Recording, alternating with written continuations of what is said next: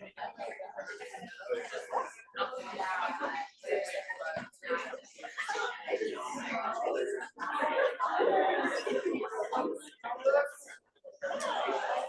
evening, everyone. My name is John Taves, and I'm the event coordinator here at McNally Robinson Booksellers. Before we begin, I would like to acknowledge that the land on which we gather is here in Treaty 1 territory. That is, of course, the traditional territory of the Anishinaabe, Innuit, Anishinaabe, Dakota, and Dene peoples, the homeland of the Métis Nation. In addition, McNally Robinson Booksellers itself rests on the land once occupied by the Métis community of Roostertown. We are thrilled that you could all join us here tonight for what will surely be a fantastic evening. We are here to celebrate Billy-Ray Belcourt's new collection of stories, Coexistence, to which you may applaud.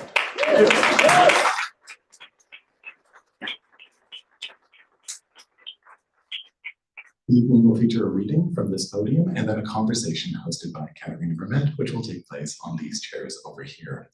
Following the conversation, we will move along to a signing, and our good friend Charlene Deal from the Winnipeg International Writers Festival, who are co-presenting this event, will give you a little sense of the logistics of the signing at the close of the evening. But rather than do a public Q&A, please feel free to ask questions when you approach the table and chat while having your book or many books signed.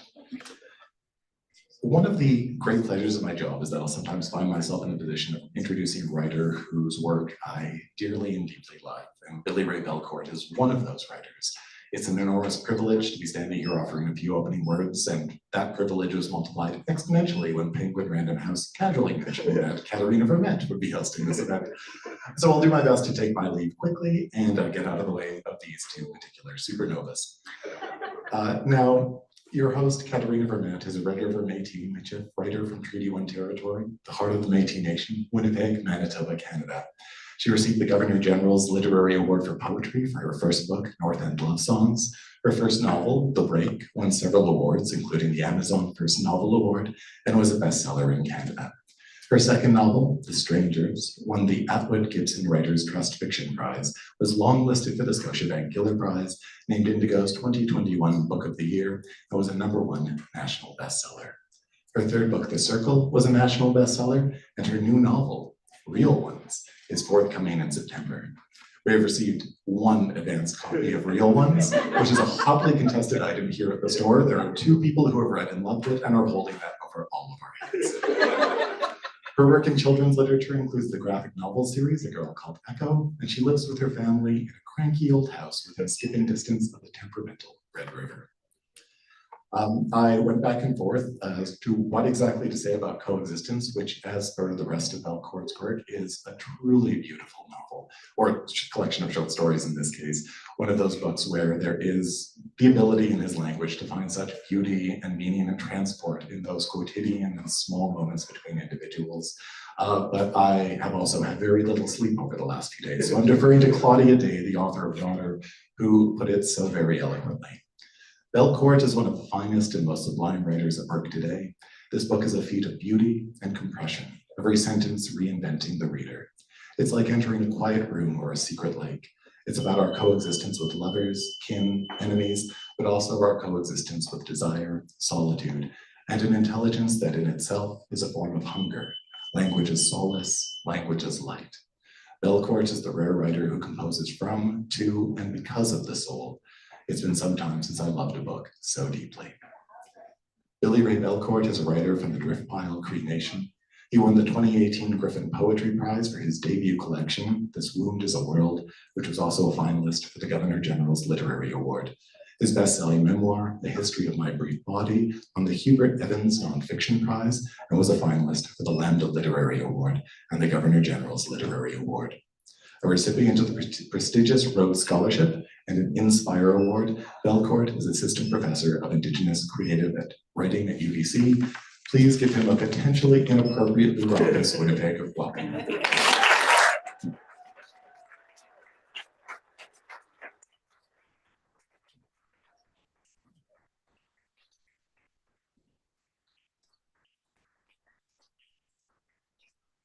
I need to put my merce down. There's some seating in the front here if y'all are willing and courageous enough to venture in. We have 2 brave souls here already. when John was introducing me, when he said that it's his pleasure to introduce a writer who he has admiration for, my thought was, but he couldn't be here today, so we have it is really a pleasure to be in Winnipeg. It's been, I think, 5 years. 2019 would have been the last time I was here in this room to launch Indian coping mechanisms. And it's, yeah, I've been here for like 24 hours now. It's been like wandering around various malls. I sort of gathered that is one of the things you do on your downtime here. I'm gonna read. Oh, also, I know that this is Winnipeg Jets territory, but the Oilers will be playing puck will drop sometime during this reading. I'm a huge fan, so I wanted to, tobacco down, prayers up for the Oilers.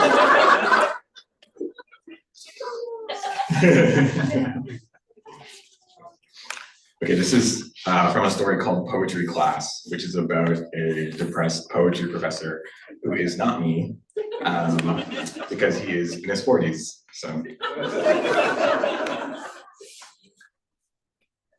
and the reading's going to be a bit longer than normal, I think, just to take up time. That evening, I read on the couch while my partner S worked on his laptop beside me. A domestic scene I was affixed to with total security. To be a domestic subject, situated in a common trope, didn't have to be distressing. In fact, I felt narratively sound in my life, a rarity as of late.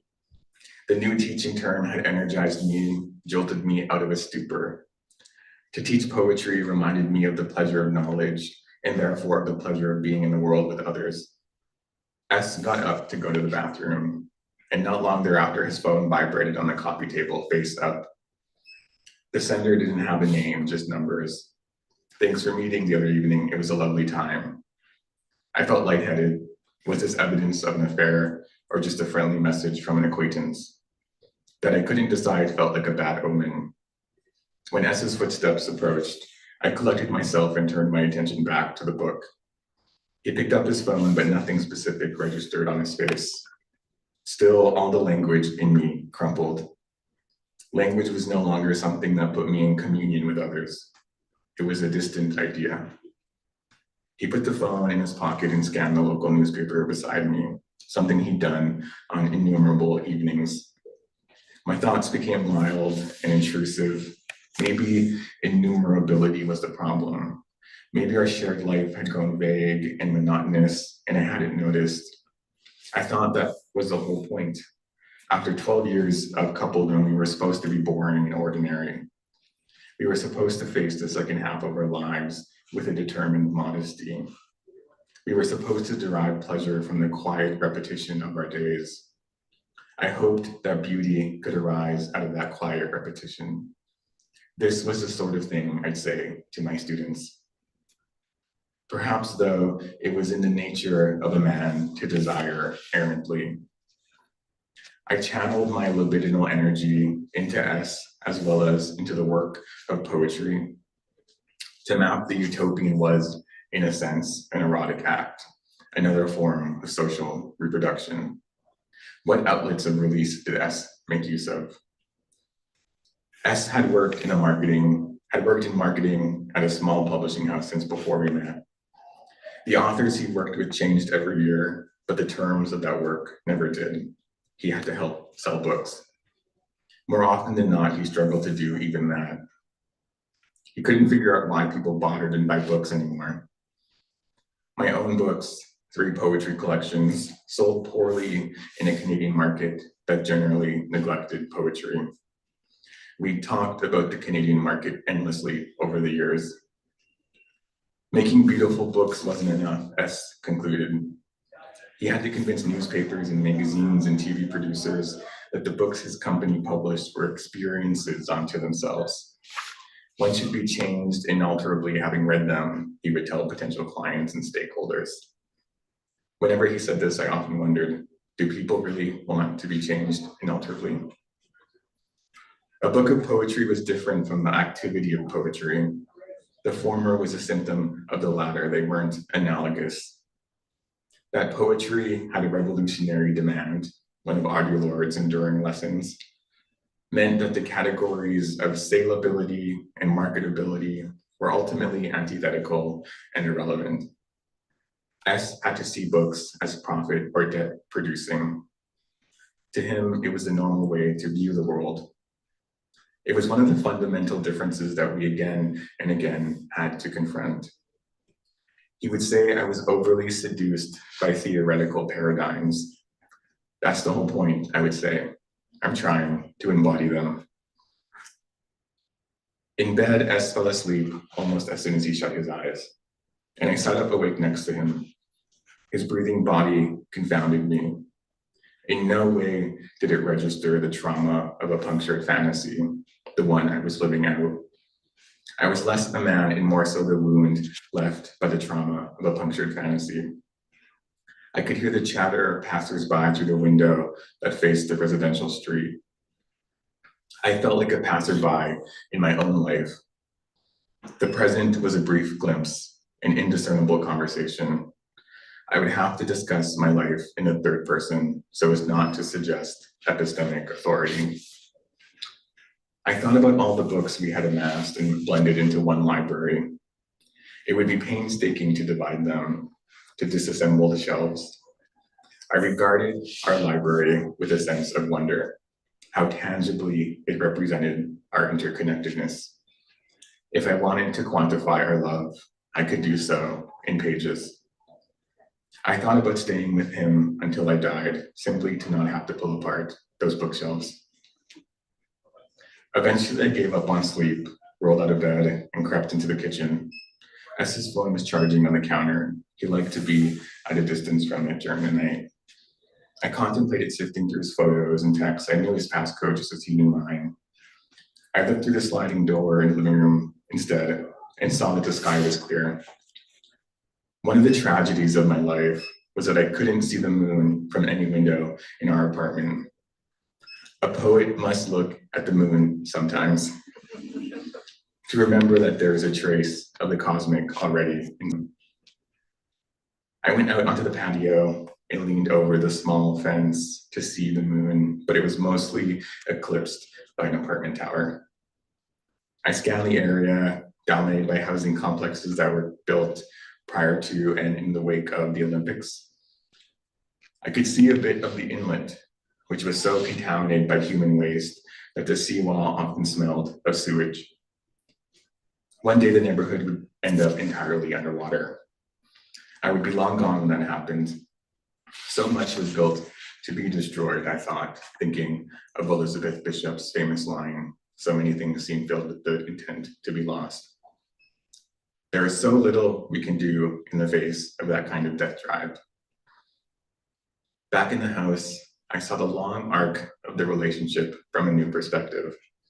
There was a beginning and a middle and an end. It was a simple story, the beginning. S and I met the weekend I moved to the West Coast from Alberta. I was using the wireless internet at a cafe when he sat down next to me and asked about the book beside my laptop. It was an experimental novel that had won a big award the year before. He told me he found it boring and disembodied. I told him that I generally read a book on its own terms, so it was rare that I disavowed one or found it bad. I was nervous and caught unaware, so I rambled about postmodernism and the spoils of plot and the political uses of illegibility. I appreciated his honesty, and he found my loquaciousness endearing. He invited me to a reading he'd heard about from an artist friend. Coincidentally, the reading was being put on by my department, and I was a featured reader. He sat in the front row, wide-eyed, as I read poems about cruising and intergenerational trauma and loneliness. I couldn't help but look at him the whole time. After the reading, I went back to his place. We had sex easy and effortlessly, and after we laid awake for hours talking and laughing and then having more sex. The middle. Pause for dramatic effect.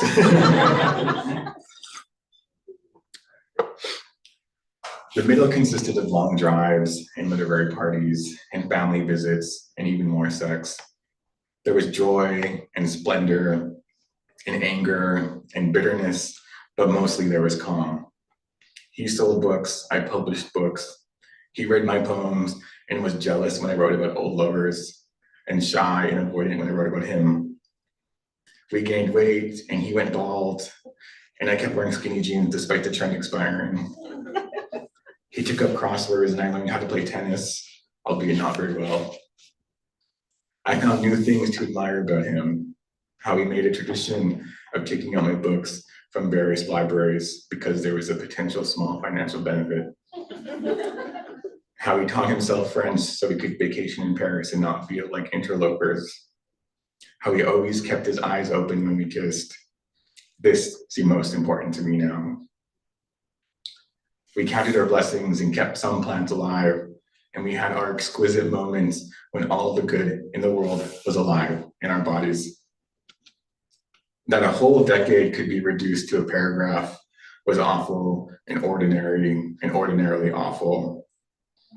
At last, I became drowsy. I tiptoed back into our bedroom, where S was uncovered and splayed out on top of the sheets. He was naked, and his round and hairy butt was the first thing I saw once my eyes adjusted to the dark. Oh, how I adored his butt. Despite the text, despite the uncertainty of the coming days, I was glad to see him there. I wanted to lie beside him, to put the blanket over him. I still loved him in the present tense. Thank you.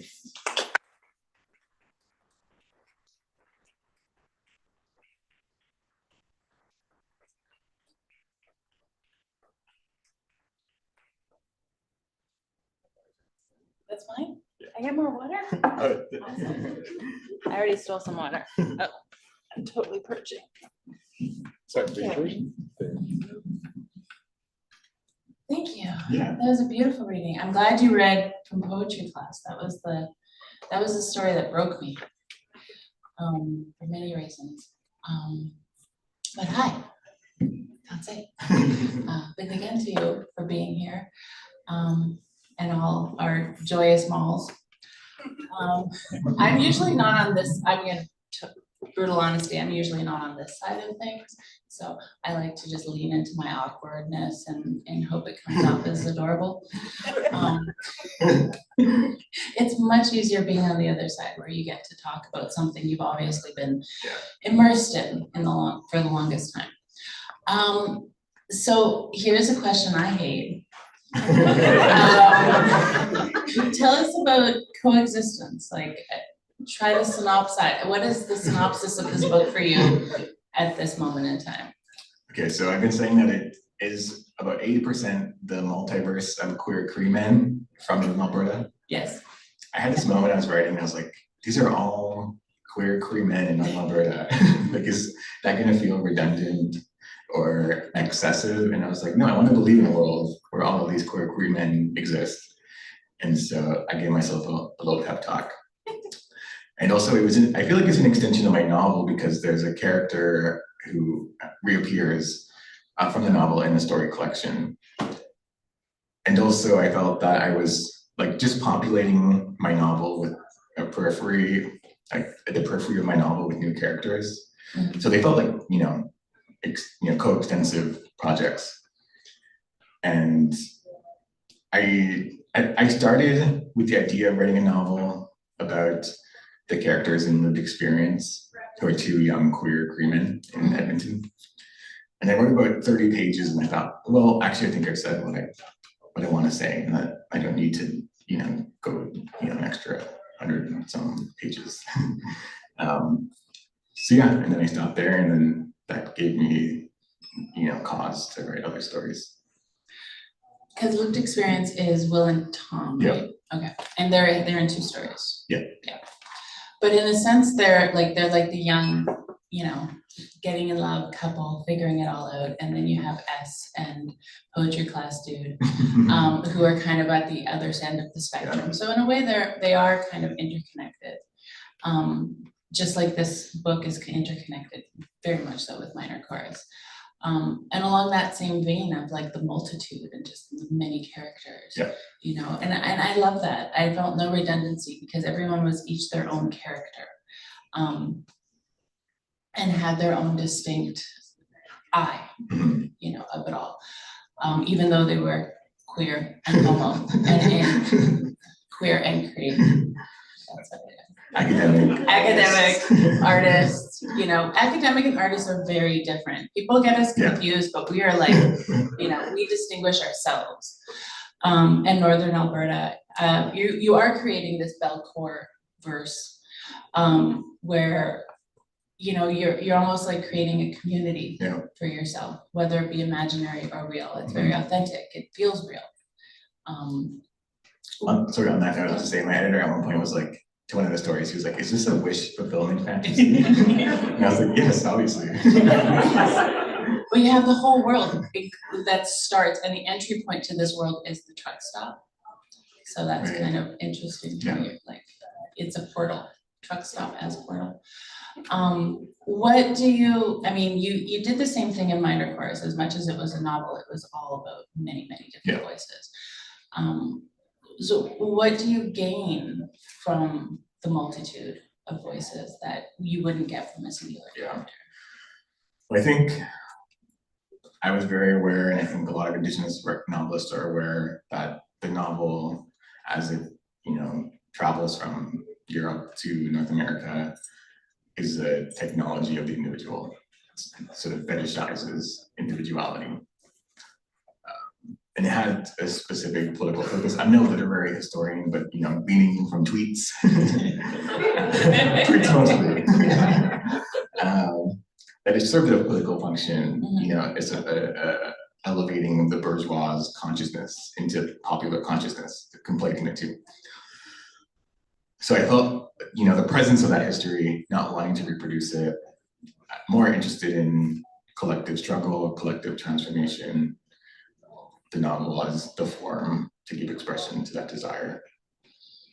And also I think, you know, as an Indigenous person, I always think of myself in relation to my family, my friends, etc. So that relationality just felt instinctive. And bringing in the voices that are the same and distinct also kind of always plays against that. You put it much better than I could, that, like, you know, denying the anthropological gaze, because these are people who may occupy the same demographic, but they are so very vastly different than each other, and so incredibly emotionally alive, which is amazing. I had a question in there, and it was like, I rudely interrupted.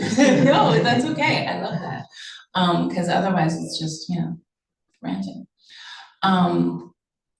But in the, okay.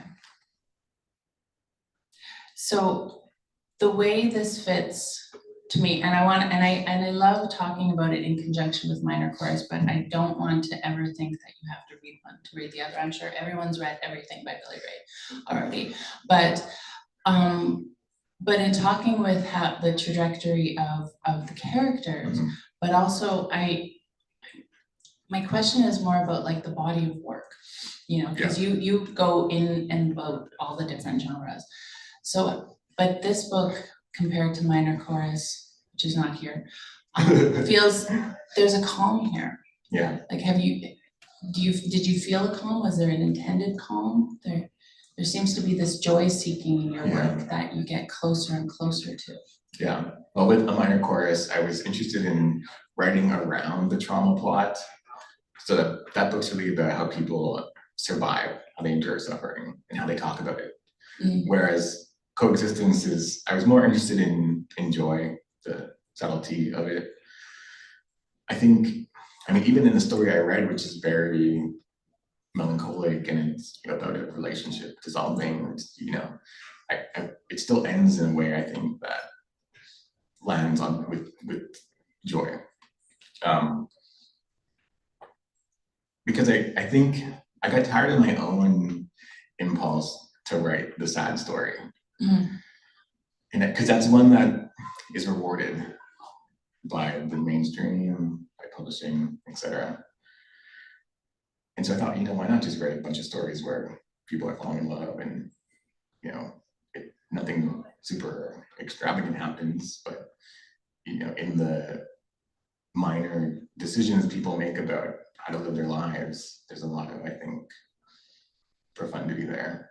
And I've been saying that the book is about how we make each other's lives more possible, and how that's just a really like mundane thing. Oh, it's mundane, but it's also the everything. Yeah. You know, as you know, maybe it's not intellectualized, but it's the emotional vibrancy of falling in love, falling out of love, life, death, like that. That's everything. It's absolutely everything. So in many ways, it's much bigger than talking about the tragedy, which is actually a really small thing of the greater whole, which makes this whole Belcourt verse, which is totally, you know, you heard it here first. It's happening, multiverse, just alive and abundant because it has all these places. It has the beautiful, like, I'm thinking of Will's family home, and how mind-blowing that is to Tom when he comes in and he's able to, you know, kiss him and be affectionate to him in front of his family, and everyone just embraces.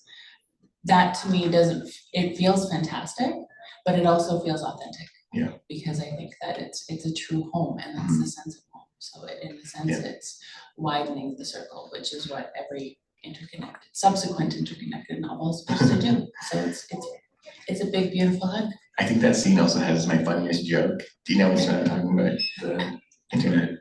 You have what's your funny? I think that scene has the scene at the house where they kiss. Yeah. I think my funniest joke is there. Okay. So when you read that, and you confirm or deny for me, send me a DM. Funniest joke. I'm just like, oh, it's so sweet. So sweet. Totally missed it. Because it's true, we do what I feel like we get so, and this is what I feel like we get so sick of ourselves. Yeah. You know, as writers, because we have to constantly not only articulate ourselves and our process and what we do, but then we make these characters who are a reflection of ourselves and our purpose and what we do, but separate. We try to distance ourselves in these characterizations in the craft, but it's still us. Yeah. You know, so we want to make that. Why not make that joyful? This is something you've been doing for a while though, because I read your dissertation. What is it? Indian Joy, you were seeking. The Conspiracy, It's a beautiful title. The Conspiracy of Indian Joy. I have no question with that other than, you know, yes, the Conspiracy of Indian Joy. And when I opened this book, so you have all these notes as if I'm prepared, right? I'm not even reading them. My glasses are way over there. When I started this, I was very excited to extend the stories in the Northern Alberta multiverse. But I wanted more poetry at the same time. But I was not disappointed, not that I would have been, but there's poetry all over. Yeah. It's almost like in minor chorus, I'm sorry to keep bringing it up, it's completely different. But you're hypothesizing on the novel quite a bit. Yeah. But in this one, you're hypothesizing on poetry, you're hypothesizing on story and painting and all of those things. And you did say many times that you're a poet first and foremost. So then therein lies the genre question. That is it all come from poetry? Does it all start with poetry, or does stories have their own birth? Yeah, I think I always have my poet hats on. I guess this hat. That's the hat. That's teetering like a bingo dabber. You need a bell. So I did say I would make a good Christmas ornament. Put a little hook in there and set on a Christmas tree. But well, with the novel, I felt like I had to like really consciously decide not to poeticize, even though there are a lot of sentences in there that are pretty, you know, poetic and florid. It was not my intention. But with this collection, I wanted to, well, I wrote about poets, a poetry professor, and he had to talk about poetry to be authentic. But I know, I felt like I was like dropping little morsels of, you know, possible lines from poems into the stories. And that brought delight for me. I think, yeah, as writers, we're always trying to, I think, figure out ways to make it more delightful for ourselves. And I guess that was my way with this book. Yeah, we have to love it. You have to love it over and over again. And when we write something we don't love, then it shows. But it is poetry as much as it's a short story, and it's a short story collection. But it almost seems too that you're fighting, and in the passage you read, you were really fighting against that idea of like, it has to be like this, it has to be commercialized, it has to be profited upon. And a short story collection does just that, because it breaks open that premise of the novel. Yeah. And you have these beautiful beautiful stories of these characters who are immensely connected, but also the plot narrative is non-existent. You don't have to worry about, you worry about the threads throughout and what connects them, which is really the best, most poetic part about stories. Yeah, I mean, and it's also harder to hold plot and, you know, keep it constant throughout the space of the novel. So, you know, when I was writing these stories, it felt similar to me, the experience of writing a poem, where I would set aside like a day. I like to have a day to write a poem. And I'll continue till it feels like it's in some place of completion. And with these stories, I would, again, give myself like 2 to 3 days and write a draft. I felt like I could move on from it. But with a novel, you're really just like holding it in your head all the time. And it, you know, it's stressful and you lose sleep over it. At least I did. I didn't lose sleep over any of these stories. No. Because as much as they work on individually, they do work together. Yeah. You are continuing. Totally. Yeah. And one of the, you mentioned one of the characters from the novel, Jack, also, who threads throughout the novel, appears here. And in a sense, he's a little different than everyone else. Yeah. And some of the characters are very different, you know. Well, they're all different, but you know, they're not in the same demographic. You know, Jack is recently released from incarceration, and he's kind of coming back into life on the res, searching for love. So not that different. You know, online, just wandering around, wondering what to do with himself. So yeah, they're actually pretty much the same. But it was interesting because I was reading an interview with you, and the interviewer asked this question around avatars. And I don't know if this is a fruit, bless you. But I was fascinated with this idea of avatars and how we, as writers, maybe have these kind of avatars that we walk around in the world. And I don't think it's as simple as that, but I guess maybe the question there is, who is Jack for you in this story? Like, what kind of space does he necessarily take up? Yeah. I think the main impulse was I didn't want to leave him in the prison, which is what I did in the novel. I thought that he deserves to be outside, and that's the story's called Outside. And also, you know, so that's the one story that's also explicitly set during the pandemic. Yes. And I was like, what would it have been like to try to, you know, try to date someone during the pandemic? Although, you know, it doesn't really actually affect the relationship a whole lot, but I also wanted to, I don't know, I haven't written a heterosexual relationship before. And I was like, let me give it the old college try. See what happens. I like how incredibly niche the story was, because it's I'm not spoiling anything, I won't tell you, but he meets this girl online who they used to go to school together, and for their first date she invites him to a family barbecue to meet all her relatives, which is yes, that's what happens. You know, might as well get the hard part over first. Everybody leaves to watch The Price is Right. And he's like, and then they're left together. And then they basically move in. Yeah, that's a love story right there. But it's true, he is out of prison, he's seeking. Everyone in this book is seeking something or other, whether it's love or it's end of life story, peace. There's a lot of peace here. I feel like there's a lot of calm. I've always been astounded by your way to always have, like, you appeared on the scene as like this calm, confident young kid with all these incredible poetics and incredible stories. So my selfish question is, what brought that to you? What made you the writer that you are? Like, what made you come into stories and poetry so confidently? This is a tough question. I don't know. In that way of as a teacher, like what do you lead through? Like where do you begin? Yeah. Is that? Yeah. It feels like I have to do a bit of like psychoanalyzing. Okay. But I will say,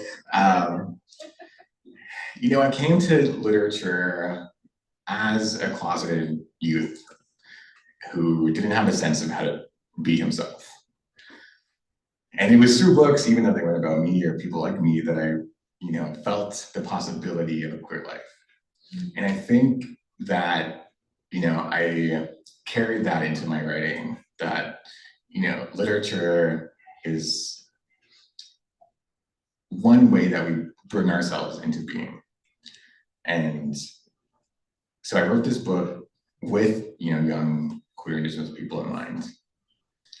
And, you know, that's why it's, you know, sexy, because I liked reading that when I was that age. I mean, I still do that when I'm that age.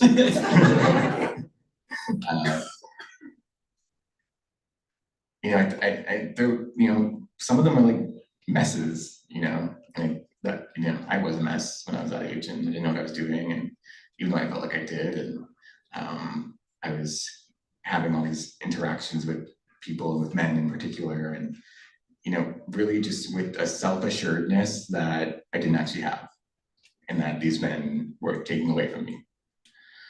So I wanted to be honest to that. I feel like I sort of was writing a bit around some of these stories until this book. And again, fiction is like, I'm not writing about myself per se, but I'm writing about, you know, these scenes of emotional life that I can bring some degree of honesty to. And I mean, I always say people will, and, you know about this too, people often are like, well, how much of this is actually about yourself? Like, there's this, you know, urge to know, you know, and one of the things I say is that I think that with fiction, you're figuring out the difference between truth and honesty, because you can be, you know, honest about people who don't exist. And people who you invented in your head and just created. And thank you for the graceful answer too. What I didn't mean to be a personal question, like a probing question, but rather just like that impetus of where we come from as artists. Because it's true, I think that we all kind of bring ourselves into the work and our emotional realities, but part of the work is the craft, right? Yeah. We're always turning it around and maybe making different futures or different pasts, or even in poetry and memoir, we do this. We don't share our whole selves. Yeah. We share what we choose. We share what we choose to make beautiful, which something maybe at the time didn't feel beautiful, but we can make it beautiful now because we're gods. There was another thread there that I wanted to pick up, this idea of, no, totally gone. We are at the 2:15 mark. We were going to go right into signing at this. Do you want to answer the what's next question? Yeah. I mean, it's a book of poetry. It'll be out next year. So it's a book of poetry, you know. Yeah, no big deal. I wrote it on my phone, on the notes app on my phone, in the bathtub. But yeah, it's called The Idea of an Entire Life. And yeah, I'm writing a bit about my childhood, even though I thought I, you know, didn't need to do that. And I was, you know, I was like, oh, I still need to do this. It's unavoidable. I think there's a lot of things, I mean, thank you for doing that. I'm sure it's going to be absolutely astounding. But it's also like there's ways of doing that I think can be really healing. Yeah. And we can protect ourselves while we do that, that work. And again, it's always that act of putting it out into the world is for others, right? Yeah. Which is an incredibly given thing to do. Yeah. I remember I read a few of the poems at this reading I did in Vancouver at Massey Books. And Patricia Massey, who owns the bookstore, was in the audience, and after she tweeted, she was like, I feel like I have to process Billy-Ray's poems with my therapist now. So that's the vibe. That's the vibe. That's right. That's kind of like where I love to live. Yeah. So me and my therapist, we talk about books all the time. Oh, that was the question. Okay. So, so you were saying as a young writer, you kind of came into that knowing through other people's work. Yeah. And I guess my question was around how you do that so seamlessly in your work. You bring in all these amazing thinkers, some of which I know, some of whom I have absolutely no idea who they are from Adam before. But it's almost as if you're creating the community with them. So as seamlessly as you're making this beautiful Northern Alberta community for yourself, you're also building the community for readers with all these amazing thinkers. Yeah. So, I mean, despite what some Goodreads reviewers think, they was like, why is he name dropping all the time? These professors and their name dropping all the time.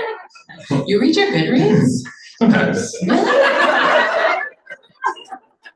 I have found good sources of constructive criticism there. And I guess I also have like a penchant for self-sabotage.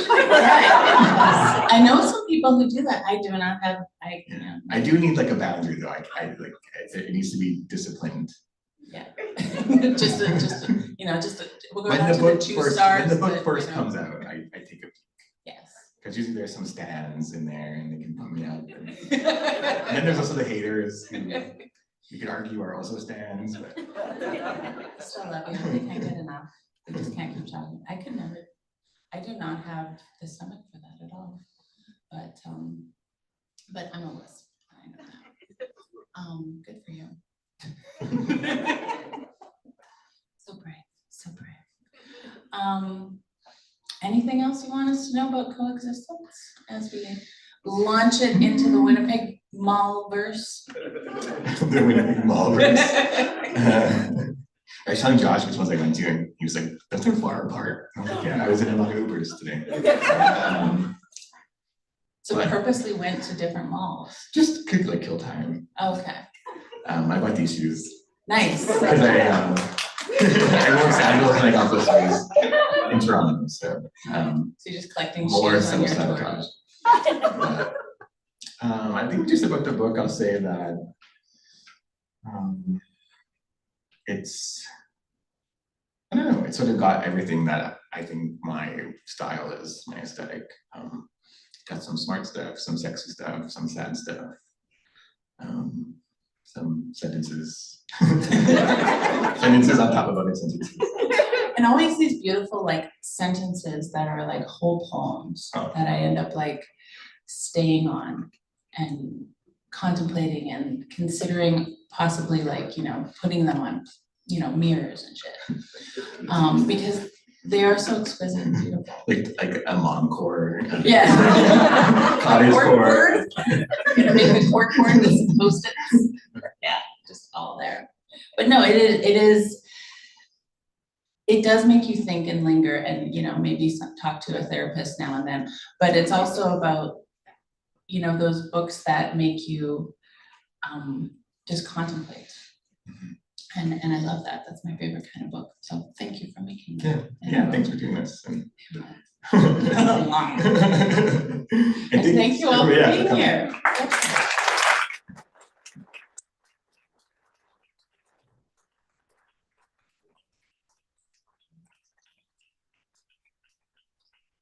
That's my cue, and obviously my head is lower than yours. Billy-Ray.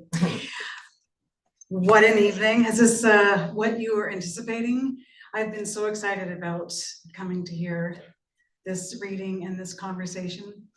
I think it's rare, I'm going to say rare, to encounter a writer who is so gifted in every genre that he touches. And where you read a story that feels like a poem and you read a poem that feels like a piece of memoir. I've been watching your work with just tremendous delight and excitement and pleasure, and I'm so glad that you're able to come here and share this book with us. And it's not often also that we get a chance to hear two really gifted, really generous writers talk to one another about their work. So it's been just an absolute joy to listen to you two talk about the hard work of mining life experience and dreams and turning them into things that we can all take and hold ourselves. So thank you both for a really extraordinary evening. Good evening.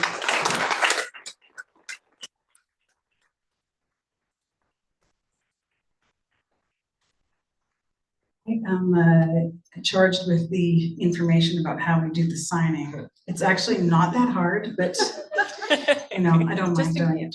I do, before I get to the instructions, want to say we are also incredibly fortunate in this city to have a place like McNally's where we can gather and be with one another and encounter writers like Billy-Ray and like Katherena and like all sorts of other writers who launch their books here and whose books populate the shelves, and to feel at home here, and that we are a sort of fluid community that gathers and is together to have experiences like this. So a big shout out to McNally's for providing this home for us in this city, and to the Wizard of Oz, John, who behind me to everything.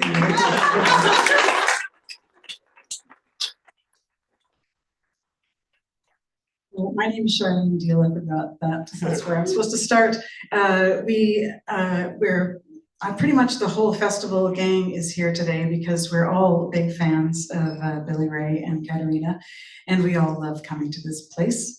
But it's been it's an ongoing joy to collaborate in these events with McNally, because we can't do what we do without a place like this that really champions books and writers.